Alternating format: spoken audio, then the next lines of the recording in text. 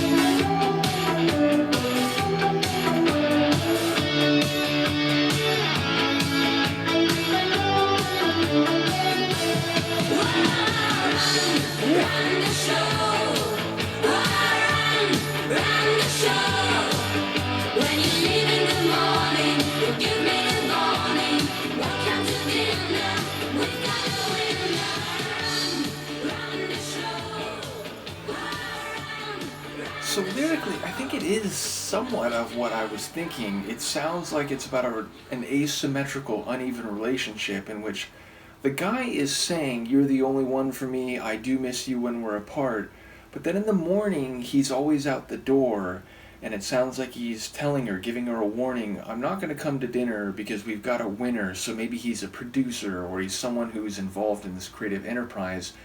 But it sounds like the narrator thinks he's using that as an excuse and that he might not be fully committed to this relationship, and thus he runs the show, maybe literally, but also in relation to the degree of their involvement.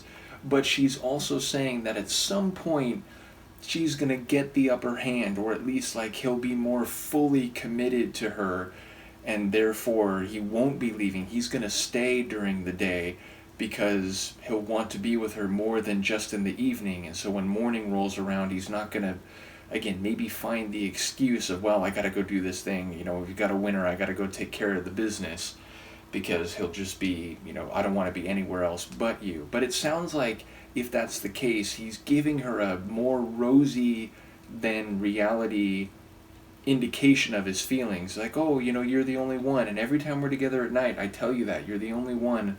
But again, it sounds like the next morning he's always like, well, sorry, gotta go, and I'm probably not going to be here for dinner, so, you know, don't wait for me. But then maybe still comes over late at night. So, yeah, again, it sounds like an asymmetrical relationship, but one in which she's still looking optimistically toward a future in which, you know, she ensnares him more directly, not in a cynical way, but just in a, like, I'm going to win you over in the end, and then I'll be the one running the show. So, yeah, it's a fun tune. Sonically, it has a bit of that fast-slow dichotomy where the verses are a bit slower and more like vocal based, but then it kicks into a more driving and energetic and danceable type of rhythm in the chorus. And I enjoy not only their vocals in general and the sort of harmony in the chorus, but there was a moment near the end where I think just the lead line, the lead singer, which at this point I'm guessing it's Sandra, right? But she hits one of the vocals very like powerfully, almost with a bit of like bluesy intensity. So that moment in particular like really struck me. So another fun tune from them. I feel like that is very much the flavor of their songs, whether they're sad or happy, whether they're slower or more danceable, whether they're disco or with a bit more of a rock flavor. They just have a lot of fun to their musical catalog. So I'm enjoying it. Once again, shout out to Shafiq. Let me know what you think, and I will see you next time. Peace.